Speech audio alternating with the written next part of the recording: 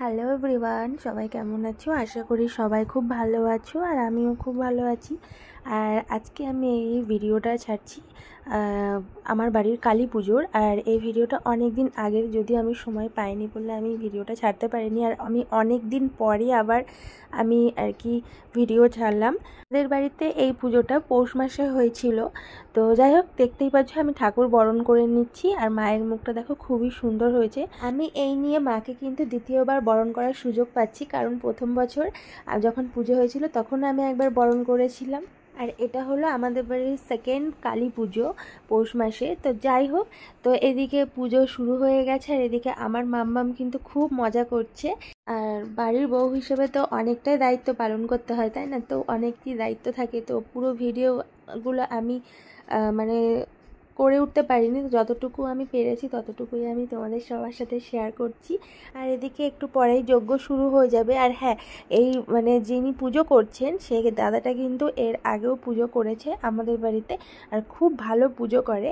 তো যাই হোক, এদিকে যজ্ঞ হয়ে গেছে। আর এরপর পুজো শেষ হওয়ার পর আমি ঠাকুর বরণ করছিলাম, কারণ আমি এই যে বললাম যে আমি পুরো ভিডিওটা আমি করে উঠতে পারিনি।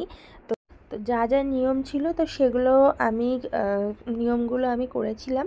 তো এদিকে আমার ঠাকুর বরণ হয়ে গেছে, কারণ মাকে বিদায় এবার দিতেই হবে, কিছু করার নেই। তো তার আগে দেখো বাড়ির প্রত্যেকে সবাই এখানে বাজনার সাথে সাথে নাচ করছিল। আর এদিকে আমার ছোট ভাই, ওর পা ভেঙে গেছিলো বলে বসে বসে দেখছিল, বেচারা কোনো মজাই করতে পারেনি। তো ভাইরা আরও বাড়ির যারা প্রত্যেকে ছিল প্রত্যেকেই খুব মজা করছিল। এখানে একটা জিনিস খুব ভালো লাগে কি জানো তো, যে আমার বাড়ির এই পুজোতে প্রত্যেকে এত পরিমাণে মজা করেছে যে মানে কি বলবো, মানে খুবই ভালো লাগলো আমার জিনিসটা, যে এতটা আমি ভাবিনি যে সবাই এত মজা করবে। তো যাই হোক, আমরা মাকে বিদায় জানানোর জন্য বেরিয়ে পড়েছিলাম। আর বাইরে তো প্রচণ্ড ঠান্ডা, ওই জন্য আমি আমার মাম্মামকে তো আনিনি, ওর সাথে ওর দিদা রয়েছে বাড়িতে। যেহেতু ভোর রাতে আমাদের ঠাকুর আর কি ভাসান হওয়ার কথা ছিল। তো যাই হোক, মাম্মাম তখন ঘুমাচ্ছিল, কিন্তু আমি বেশিক্ষণ ভিডিও করতে পারিনি আর বেশিক্ষণ আমি এখানে থাকতেও পারিনি। তার কারণ হচ্ছে কিছুক্ষণ পরে ফোন এসেছিলো যে আমার মাম্মাম উঠে গেছে আর ও প্রচণ্ড কাজে, তো তাই জন্য আমাকে চলে যেতে হয়েছিল।